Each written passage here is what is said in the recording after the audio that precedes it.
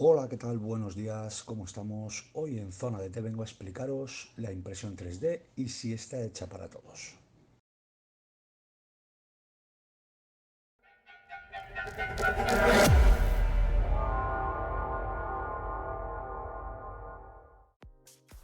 Bueno, pues en principio comentaros que la impresión 3D es algo bastante sencillo. Hay que tener unas nociones muy básicas en cuanto al uso de un ordenador y bueno, pues en definitiva el hecho del montaje de una impresora 3D es muy sencillo. Viene con todas las instrucciones y luego ya depende un poco del tipo de impresora que utilicemos y el uso que le vayamos a dar. Pero bueno, para el tema de funcionamiento en cuanto a bueno, pues, parámetros, configuración, ya os digo, todas las impresoras suelen venir con un programa predefinido. En mi caso, el que más suelo usar es el programa Cura de Creality. Y bueno, pues lo dicho, en este vídeo vamos a intentar daros unas pequeñas nociones para que podáis iniciar y hacer vuestras primeras figuras. Siempre detallo, y es muy importante, que una vez que vayamos utilizando la impresora, vayamos detectando y sabiendo un poco cuáles son los límites de la misma. No todas las impresoras tienen el mismo funcionamiento y dan las mismas características o tienen diferentes funciones. Lo bueno de la Creality, la Ender 3, la S1 en concreto, que es el primer modelo de impresora que yo adquirí, es que bueno, pues, la capacidad de su base es relativamente buena y luego por otro lado también tiene diferentes funciones. En este caso el modelo, la S1, viene con un extrusor diferente. Creo que han solucionado diferentes fallos que venía su hermana anterior y luego también tiene incluso autonivelado para bueno, pues que cada pieza o cada un periodo corto de tiempo podamos de manera automática autonivelar la impresora y luego con unos pequeños ajustes en la base todas las piezas salgan siempre perfectas. A partir de aquí, lo he dicho, es importante que cada uno valore la máquina con la que esté funcionando y que sobre todo cada uno vaya conociendo los límites de su impresora. Y sin más, abrimos el programa y os enseñamos un poco el funcionamiento y unos pequeños detalles para que podáis hacer vuestras primeras impresiones 3D. Por supuesto, si el tema os interesa, en futuro podéis hacer comentarios y solicitar explicaciones un poco más en profundidad de, como digo, todos los parámetros que tiene tanto el programa Cura como otros tantos que hay, que también podemos hacer uso de ellos y explicaros el funcionamiento de todas las características y parámetros que podemos utilizar. No nos tenemos que meter en ningún túnel oscuro ni tenemos que ser ingenieros informáticos para ello. Lo primero que tendremos que hacer, pues lógico, tener ya instalada uno de los modelos de impresoras que tenéis en el mercado. Yo mi consejo para empezar, tanto por la gran comunidad que hay como por el tipo de funcionamiento de la propia impresora, yo elegiría alguna marca que con una relación calidad-precio sea asequible para todos los bolsillos. En este caso, yo empecé en el mundo de la impresión 3D con una Ender 3, una Creality. Y bueno, pues la propia impresora ya viene con un programa predefinido como es el Cura. Es un programa que está muy bien en todos los sentidos, dado que, bueno, pues en principio no vais a necesitar mucho más para iniciaros en el proceso de la impresión 3D y el postprocesado posterior. En este caso, como veis en la imagen, hemos seleccionado un archivo, un STL, que en este caso, bueno, pues si habéis iniciado ya un poco y habéis comprobado un poco el mundo de la impresión 3D, es uno de los tipos de archivo más comunes, ¿vale? Hay varios tipos de archivos. Yo normalmente suelo funcionar con archivos STL porque al final son archivos universales y cuando las personas, la comunidad, como os digo, pues sube modelos de diferentes objetos, pues el archivo STL es el más conocido. Como veis, una vez que abrimos el archivo y estamos dentro de nuestra impresora, en este caso dentro del configurador, como os digo, en este caso es el Cura. Os voy a dejar también en el enlace el modelo de este tipo de impresora que, bueno, pues muchas veces incluso lo vais a poder comprar con alguna oferta y os va a salir, ya os digo, una relación calidad-precio muy buena. Lo primero que tendríamos que hacer en este caso, ya con el programa, con el Cura abierto, sería bueno, pues elegir nuestra impresora. Aquel que tenga varias impresoras, pues evidentemente ya será una persona que ya esté iniciada, pero bueno, este vídeo, como os digo, es para alguien que se acaba de iniciar. Primero abriríamos Cura y el programa por defecto te va a hacer una serie de preguntas y en este caso pues tendríamos que elegir qué tipo de impresora estamos utilizando. Bueno, pues en este caso seleccionaríamos dentro de los parámetros. Vais a ver que Cura, al ser un programa que viene predefinido ya con Creality, vais a ver cómo os va a dar la opción de elegir, en este caso en concreto, la Creality Ender 3, en este caso la que yo tengo es la S1. Y bueno, pues a partir de aquí vais a ver cómo, bueno, pues el programa es muy sencillo e intuitivo. Vais a ver cómo dentro del propio programa, si clicamos con el botón derecho del ratón en la propia imagen del archivo, nos va a dar diferentes opciones.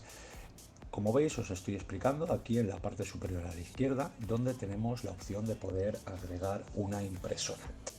Y bueno, como veis, una vez que clicamos sobre la figura en concreto que estamos editando, por decirlo de alguna manera, vais a ver que a mano izquierda tenemos diferentes opciones. Yo os aconsejo que si tampoco estáis haciendo un proceso de impresión, ya os digo, esto es algo para muy principiantes, vais a ver que tenéis diferentes opciones. La primera de ellas, pues evidentemente es un botón que sirve para poder mover nuestra pieza. La segunda opción se trata de la escala del propio objeto. Si queremos hacerlo más grande, más pequeño, incluso dentro de la propia escala vais a poder seleccionar el tamaño en diferentes ejes. ¿Vale? Luego la tercera opción, vais a ver que tenemos un modelo para poder rotar la pieza 360 grados, hacia arriba, hacia abajo, en fin, para poder modificar y mover la pieza tanto en los propios ejes de la cama como bueno, modificar o configurarlo a nuestro gusto. Como veis, a la hora de poder aumentar o disminuir la escala, como os he comentado, podemos hacerlo a lo ancho, a lo largo o una escala uniforme que cuando subamos o bajemos ese ratio de números va a aumentar la escala al completo en todos los sentidos de la pieza. Como veis, bueno, pues en este sentido la tercera opción que nos da el propio configurador es la rotación y la movilidad de la propia pieza.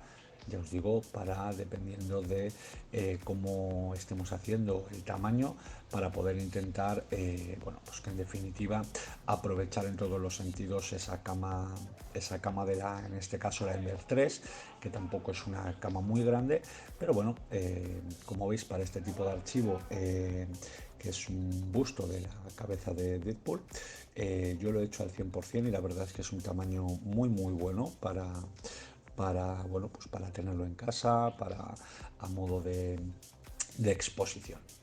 Luego también tenemos diferentes tipos de opciones. Yo en este caso os aconsejo que tampoco toquéis mucho más esta quinta opción que veis, porque al final son una serie de ajustes que iremos viendo un poquito más adelante. partir de aquí, luego la última de las opciones es la que nos permite añadir o quitar soportes diferentes. La quinta de las opciones, ya os digo, mejor que no la toquemos. Y la sexta opción lo que nos va a permitir es que le digamos al programa dónde queremos que de manera definida no nos coloque un soporte. Como veis en este caso os aparece un pequeño cuadradito que si pinchamos sobre él podemos aumentar su escala y evidentemente sobre las opciones de la izquierda poder manejarlo o ponerlo a nuestro gusto. En este caso, para este tipo de pieza, yo personalmente la he hecho en varias ocasiones y si veis toda la zona donde nos aparece un poco más en morado, es que el programa a través de unas configuraciones o el voladizo, ¿vale? Los grados del voladizo de la pieza, nos va a presuponer que es necesario colocar un soporte. Yo en esta pieza ya os digo, lo he hecho sin ningún tipo de soporte. La Ender 3 es una máquina que en este sentido funciona muy bien, pero bueno, como mucho lo que haría sería poner en la parte trasera, donde veis que tiene ese pequeño voladizo, pues ahí sí quizá le pondría algún soporte para que bueno, que no nos salga ningún hilo y sobre todo que el tema del postprocesado posterior pues salga mejor, no se evite tener que hacer algún tipo de trabajo de lijado o enmasillado que bueno, pues en este caso y con la textura de esta pieza pues bastaría en la mayoría de los casos con pintar y bueno, ya dar un poco la configuración en cuanto a pintura que queramos. A mano derecha, una vez que abrimos ya la propia configuración de cómo va a hacer la impresión nuestra Ender, vais a ver que tenéis ya configurado 4 tipos de calidades. Para una pieza de este tipo yo os aconsejo que sea una calidad estándar. Repito, es una pieza que va con un texturizado que no se va a notar lo que es la capa de nuestra impresión. También depende un poco, ya os digo, de la pieza que queréis hacer y luego del postprocesado posterior. No hay mucha diferencia entre una calidad máxima y una calidad estándar. Lo dicho, depende de la pieza y depende del postprocesado que le queráis dar a continuación. Bien, yo aquí de inicio y para una persona que todavía no conozca mucho el mundo de la impresión, tocaría un par de parámetros. El primero, el parámetro del relleno, donde yo por ejemplo en este tipo de busto no le meto ningún tipo de relleno. ¿En qué se va a convertir? Pues bueno, una pieza muy liviana y que aparte pues nos va a llevar un tiempo de impresión mucho más corto. Yo en este caso y para este tipo de piezas le pongo un relleno de 0. Luego el tema de las velocidades, pues yo os aconsejo que poquito a poco lo vayáis valorando y viendo. Yo por ejemplo lo que es la capa exterior de la propia pieza le suelo dar una velocidad baja y luego las capas interiores, y si en su defecto metiéramos relleno, pues ahí sí le suelo aplicar una velocidad un poquito mayor.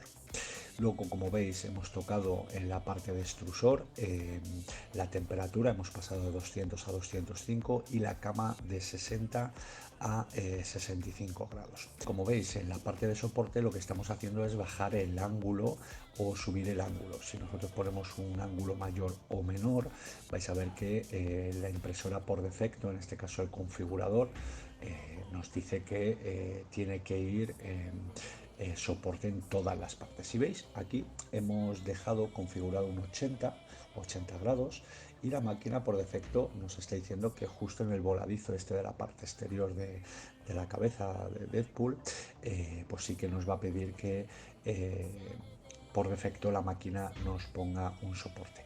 En este caso, pues con el eliminador de soporte lo que hacemos es ampliar ese cuadrado gris, como veis, y simplemente dejaríamos lo que es la parte posterior, donde la máquina ahí ya sí nos va a colocar por defecto un soporte.